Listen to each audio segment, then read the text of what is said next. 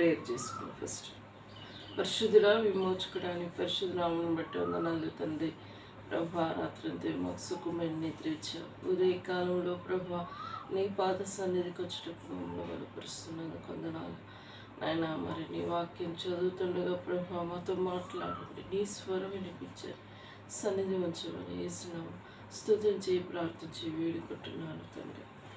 కీర్తనలు 9వ అధ్యాయం.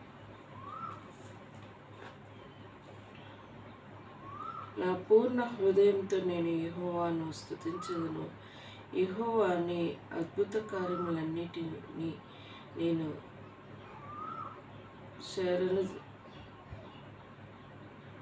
నివసింపచేసేదను. మహోన్నతుడా, నేను నిన్ను గూర్చి సంతోషించి హర్షించున్నాను. నా నామమును కీర్తించాను.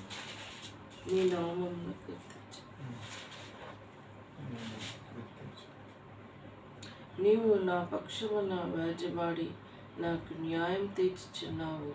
నీవు సింహాసనాసీనుడవై న్యాయమును బట్టి తీర్పు తెచ్చుచున్నావు. కాబట్టి శత్రువులు నా వెనుకకు మళ్ళెదరు, నీ సన్నిధి వారి జోలి పడి నశించెదరు. నీవు అన్యజనులను గద్దింపి ఉన్నావు, దుష్టులను నశింపచేసి ఉన్నావు. వారి పేరు ఎన్నటికీ ఉండకుండా తూర్పు పెట్టి ఉన్నావు. శత్రువులు నశించిరి, వారు ఎన్నడూ ఉండకుండా నిర్మూలమైన.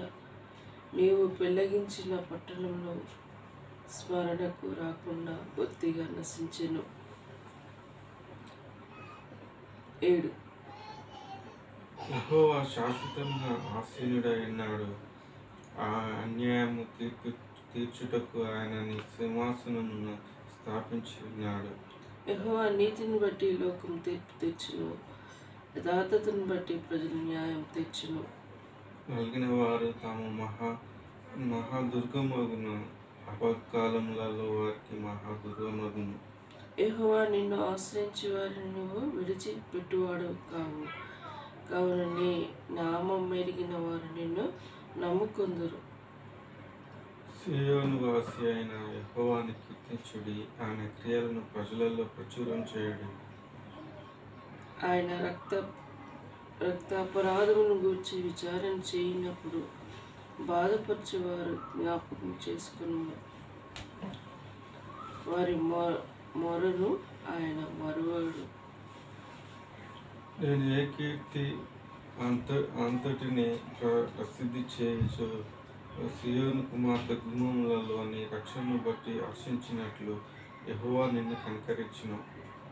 మరణ ద్వారమున ప్రవేశించుకున్న నన్ను ఉద్ధరించు వాడా, నన్ను ద్వేషించి వారు నాకు కలుగజేయు బాధను చూడము. తాము త్రవ్విన గోతిలో తామే జనులు మునిగిపోయిరి, తాము ఓడిన ఓలలో వారే కాలు చిగుల పడి ఉన్నది. యెహోవా ప్రత్యక్షం ఆయన తీర్పు తీర్చున్నాడు. దుష్టులు తాము చేసుకుని దానిలో చిక్కి ఉన్నారు. దుష్టులను దేవుని మర్చి జనులందరూ పాతాళమునకు దిగిపోదురు. దరిద్రులను నిత్యం మరువదురు. బాధపరచు వారి నిరీక్షణ ఆస్పదంగాను ఎన్నటికీ నశించరు. యెహోవా లెమ్ము, నరులు ప్రభులుగా పోదురుగాక, నీ సన్నిధి జనులకు తీర్పు పొందుదురుగాక. యెహోవా వారిని భయపెట్టుము, తాము నరమాత్రులను జనులు తెలుసుకుందురుగాక. మరి దేవుడు కొన్ని మాటలు ధ్యానించుకుందాం.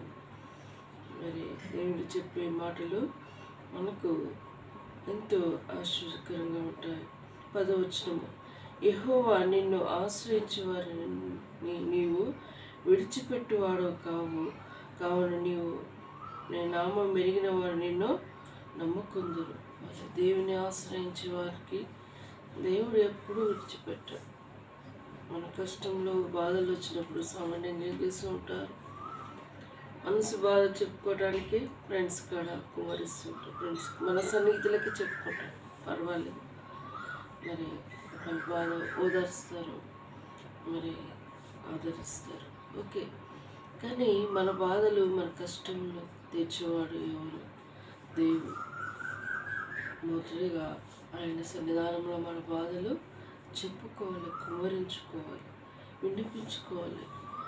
ఆ తర్వాత మన సన్నిహితులతో మనం చెప్పుకుంటే పర్వాలేదు. కొందరు మన బాధలు చూసి వాడికి ముందు మంచిగానే ఉంటాడు, అంతర్యంలో మనకు అలానే జరగాలి అని అంటూ ఉంటారు. చూసావా మనుషుని హృదయం ఎలా ఉంటుంది? మనుషుని హృదయం ఘోరమైన వ్యాధి. మరి మన సన్నిహితులు మన క్షేమం కోరిన వారైతే అయ్యో అని విచారిస్తారు, దేవుని ఎరిగిన వారైతే ప్రార్థన చేస్తారు. అందుకోసమే కొందరు మరి ప్రార్థన చేయండి అనే రిక్వెస్ట్లు చెప్తారు. ఎందుకు చెప్తారు? మన క్షేమం కోరి ప్రార్థన చేస్తారని చెప్తారు. కొందరికి చెప్పాలన్న ఆలోచన కూడా రాదు. ఎందుకంటే వారికి చెప్తే ఏమనుకుంటారు అలాంటి పరిస్థితి రావడానికి కారణం ఏంటి? వారు మంచిగా ప్రార్థన చేస్తే మనకు క్షేమం అనేది జరుగుతుంది. ప్రార్థన చేసేటప్పుడు కూడా ఎలా చేస్తారంటే అసలు నిజంగా నేను అనుభవపూర్వకంగా అనుభవించాను. ఇప్పుడు నేను చేసేది విశ్వాసపూరితమైన ప్రార్థన చేయాలి. ఫస్ట్ విచారిస్తారు, అది జరుగుతుందా, అది కాదులే, ఎందుకు అవసరమా అని మనతో సంభాషించినాక ప్రార్థన చేస్తాను. సర్లేరా, నీ విశ్వాసం గొప్పది, నీకు కావాలనుకుంటున్నా చేస్తలేరా అంటే అది వేరు. కానీ జరగదు, అవసరమా దాని గురించి అని అట్లా మాట్లాడినాక మనకేమనిపిస్తుంటుంది? అసలు అలాంటి విషయాలు ఆయనకు చెప్పకూడదు, చెప్పి నేను బాధపడ్డాను అని అనిపిస్తుంది. కొందరికి ప్రార్థన విషయాలు చెప్పాలనిపిస్తుంది, కొందరికి చెప్పకూడదు అనిపిస్తుంది. అలాంటి పరిస్థితులు కూడా ఉంటాయి. అందుకోసమే అన్నిటికంటే ముఖ్యంగా మన దేవుడి కాడ విజ్ఞాపన చేసుకోవాలి. ప్రభా, ఇది నేను చేయాలనుకుంటున్నాను, ఇది అనుకుంటున్నాను దేవా, నా మనసును నువ్వు ఎరిగిన దేవా, ఇది నీ చిత్తమైతే జరిగించు. నీ చిత్తం కాకుండా నీ చిత్తం ఏంటిదో మాకు బయలుపరచమని ప్రార్థన చేసుకోవాలి. అదే మనకు ఒక దారి. మనుషుల కాడ దేవుని ఎరిగిన వాళ్ళు కూడా మంచి వాళ్ళు ఉంటారా? ఉండరు. వారిలో చాలా ఉంటాయి, వేషాలన్నీ ఉంటాయి, పగలు ఉంటాయి. ఇలాంటివి కూడా సాతాను మందిరంలో పుట్టిస్తూ ఉంటాయి. ఒకరు మందిరంలో చూస్తూ ఉన్నాం, ఒకరు మంచిగా ఉంటే ఒకరు పక్క లేకుంటే ఓర్వలేని స్థితిగా ఉంటారు. మరి దేవుని సన్నిధానంలో ఓర్వలేని వారుగా ఉంటారు. కొందరు పాటలు పాడేవారు దేవుడి మందిరంలో. కొందరికి దేవుడు రక్షింపబడిన ప్రతి ఒక్కరికి ఒక్కొక్క తలంతు ఇస్తారట. ఆ తలంతులు వాడుకోవాలట మందిరంలో కంపల్సరీ. అందరికి ఒకే తలంతులు ఇయ్యరు. కొందరు పాటలు పాడి వరాలు ఇస్తారు, చక్కగా పాడే వరాలు ఇస్తారు. బాధ నాకు ఇస్తే బాగుంది అనిపిస్తుంది. నీకు ఇచ్చే తలంత నీకు ఇస్తాడు, అది నువ్వు వాడుకోవాలి. దేవుని మందిరంలో మనం మాట అవయవంలోగా ఉన్నాం. శరీరంలో ఒక అవయవాలుగా మనల్ని ఎలా చేసి సృష్టించాడు. మానవులు కూడా దేవుని మందిరంలో ఒక్కొక్క అవయవంలో ఉన్నామని మరి దేవుని వాక్యంలో సెలవిచ్చింది. ఒక్కొక్కరు ఒక్కో విధంగా దేవుణ్ణి మహిమపరచాలి. కొందరు ప్రార్థన చేసే ఓర్పు సహనం వారిలో ఇస్తారు. కొందరు ప్రవచించే వారుగా, కొందరు ఉపదేశించేవారుగా ఉంటారు. కొందరు బోధలు చెప్పేవారు అంటే సేవకులుగా ఉంటారు. మరి కొందరు మందిరంలో తబలాలు వాయించేవారుగా ఉంటారు. కొందరు గిటారులు వాయించేవారు ఉంటారు. అందరికీ అలాంటి తలంతు ఇయ్యడు. నీకే తలంతు ఇచ్చాడో అది నువ్వు వాడుకోవాలి. అప్పుడే దేవునికి ఘనత ఉంటుంది. నువ్వు వాడుకోకుండా మరి నీ హృదయంలోనే ఉంచుకుంటే అది తీసివేసాడట. నా దేవుడు మరి మందిరంలో నాకు ఇది పనిచ్చాడు, ఇది నేను నమ్మకంగా చేయాలి అని చేసినప్పుడే అది ఆశీర్వాదం అనేది ఉంటుంది. కొందరు ఏం చేస్తూ ఉంటారు, ఆ పని చేస్తూ ఉంటే ఆటంకపరుస్తూ ఉంటారు, ఇబ్బంది పరుస్తూ ఉంటారు. అప్పుడు మనకు బాధ అనిపిస్తూ ఉంటుంది. ఎందుకు ఇలా చేస్తున్నావు, నేను ఎందుకు ఇలా చేస్తున్నావు, మనకు బాధ అనిపిస్తూ ఉంటుంది. మన దేవుని కాడ ప్రార్థన చేయాలి అంతే. రహస్యమందున్న దేవుడు రహస్యమైన ప్రతిఫలం ఇస్తూ ఉంటాడు. ప్రార్థనలు కూడా కొన్ని మెలకువలు ఉంటాయి. రహస్యమందున అంటే మనం రహస్యంగా ఒంటరిగా ఉండి మనం విన్నపములు ప్రార్థిస్తే అది రహస్యమైన ప్రార్థన. సంఘంగా ప్రార్థన చేస్తూ ఉంటారు. సంఘంలో విశ్వాసుల కోసం, సంఘ బాధ్యుల కోసం అని అలా ఏకంగా ప్రార్థన సంఘంగా చేసేది సంఘ ప్రార్థన అంటారు. వ్యక్తిగత ప్రార్థన అంటే నీ ఒక్కరి గురించి, నీ వ్యక్తిగత జీవితం గురించి వ్యక్తిగత ప్రార్థన ఉంటుంది. ఇలాంటి ప్రార్థనలు అనేవి ఉంటాయి. అలా చేసినప్పుడు దేవుడు వింటూ ఉంటారు. ఇప్పుడు సంఘంలో చేసే ప్రార్థన వ్యక్తిగతంగా చేస్తే మనం ఉండగలుగుతామా? ఉండలేం. ఇప్పుడు నేను యూట్యూబ్ కాడ నా సమయం అంటే కొంత సమయం దేవుడు వచ్చినట్టు వాడుకుంటాం. ఇవన్నీ తీసుకుపోయి చేస్తే వినగలుగుతామా? వినలేం. ఇక్కడ ఏది విధంగా ఉండాలో దేవుడు అక్కడ దేవుడు ఉంచాడు. కానీ ఈనాడు మానవుడు సైతాను సంఘాన్ని చెరిపే విషయంగా సంఘంలో ప్రవేశించి శక్తి శాతాన్ని ఎన్నో విధాల అవమానపరుస్తూ ఉంది. సంఘాలలో గొడవలనే జరుగుతూ ఉన్నాయి, ద్వేషాలనే చర్చికి కొన్ని విషయాలు దేవునికి ఇచ్చేటప్పుడు అది దేవునికి ఇస్తున్నా అన్నప్పుడే అది నీకు ఆశీర్వాదం ఉంటుంది. మరి ఈ చర్చి నేను ఇచ్చిన, ఇది నేను కట్టిన, ఇది నాది అన్నప్పుడు అక్కడ దేవునికి ఘనత ఉంటాయి. అందుకే గొడవలు అనేవి వస్తూ ఉంటాయి, అల్లర్లు అనేవి వస్తూ ఉంటాయి. నా మందిరం సమస్త జనులకి ప్రార్థన మందిరం అని చెప్పబడింది. నీ మందిరం ఆయనకు మహిమ రావాలి. మందిరానికి వెళ్ళటానికి అభ్యంతరకరంగా మనం ఉండకూడదు. మరి ప్రార్థన చేసేటప్పుడు మరి మందిరంలో మరి కొన్ని విధాల మనం కొందరి ద్వారా మనకు అభ్యంతరాలు కలుగుతూ ఉంటాయి. ఆ వ్యక్తిని బట్టి మనం కొన్ని దినాలు మనం చర్చికి వెళ్ళలేకపోతూ ఉంటాం. మన బాధ ఆ వ్యక్తి చూసినప్పుడల్లా మాటలు గుర్తుకొస్తూ ఉంటాం. అందుకోసమే మనం ఎవరికి ఎప్పుడు అభ్యంతరకరంగా ఉండకూడదు. మనం ఎవరిని అభ్యంతరపరచకూడదు. దేవుని మందిరం ఎవరైనా వచ్చేవారుగా వెళ్తే వచ్చేవారిని దేవుడికి ఆ తలెత్తిచ్చాడు, అది వాడుకుంటాడు అంతే. కానీ ఆ వాడుకునే ఘనత నాకు రాలేదని మరి అభ్యర్థన చేసే ఘనతలు కోరుకుంటారు.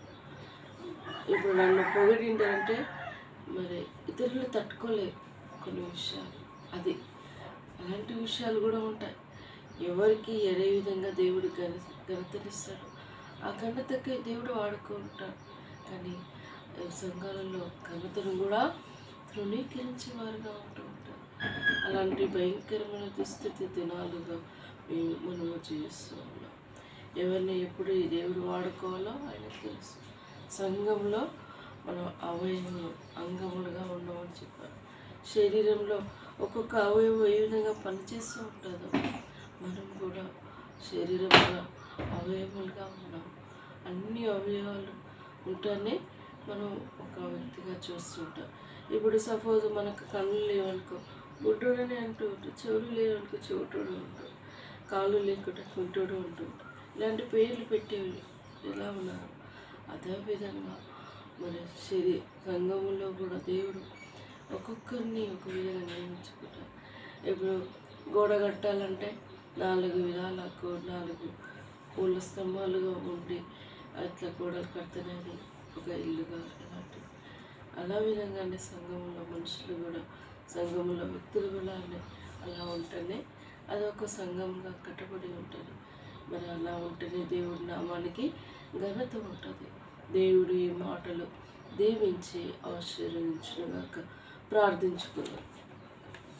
పరిశుద్ధుడా, విమోచకుడా, నీ పరిశుద్ధమైన నామాన్ని బట్టి వందనాలు ప్రభా. ఈరోజు కోసం మమ్మల్ని స్థితిపరిచినందుకు వందనాలు. నీ వాక్య వెలుగులో మమ్మల్ని బలపరిచినందుకు వందనాలు. ఆయన ఈరోజు సమయంతో దీవించండి. ఆయన నల్గొండకు వెళ్ళాలి, చిన్న కలవాల విషయంలో సహాయపడండి. నా ప్రభావాన్ని ఆయన ఎదుర్కొంటున్న శోధన నుండి కీడపాడిని మమ్మల్ని సంపూర్ణంగా కాపాడండి ప్రభా. ముఖ్యంగా తమ్ముని విషయంలో ఎగ్జామ్ కోసం సిద్ధపడటకు ప్రియబిడ్డను దీవించండి. నా భవిష్యత్తు విషయంలో నీ కృప దయచేయండి. నీ చిత్తమే నా ఇలా మా ఇలా జరిగించండి ప్రభా. మా ఇద్దరి వివాహాలు జరగటకు మార్గం సరళపరచండి. శత్రుకు తంత్రాలు అయిపోచ్చండి. నీ చిత్తం బయలుపరచు ప్రభా. మా తల్లిగా మా తండ్రి యాజకత్వం వహించండి. గృహంలో సంతోషాన్ని నింపండి ప్రభా. నీ అద్భుతమైన కార్యం జరిగించమని ప్రార్థిస్తాం. ఇంట్లో వారందరినీ సంపూర్ణంగా రక్షించండి. రక్షణ లేని కుటుంబాలు ఉన్నాయి ప్రభా, రక్షించమని ప్రార్థిస్తున్నాం. అయా కృపలో బతుకొచ్చుకొని ఇంటి చుట్టూ నీ కంచి వేయండి. ఇంటి ద్వారా వచ్చే మహిమను దృష్టిని దొంగిలించుకునే కంచి వేయండి. అయా ఈరోజు సమయం అంతే దేవునికరంగా వర్షంగా సిద్ధపరచు. అన్ని విషయాలను దయగల చేతికి అప్పచెప్తూ నన్ను నేను తగ్గించుకుంటూ నేను నామమును హెచ్చించుకుంటూ యేసు దివ్యమైన నామములో స్తుతించి ప్రార్థించి వేడుకుంటున్నాను తండ్రి. యేసు రక్తమే జయం, సిల్వ రక్తమే జయం. యేసు నామ సంపూర్ణ విజయం కలుగునుగాక.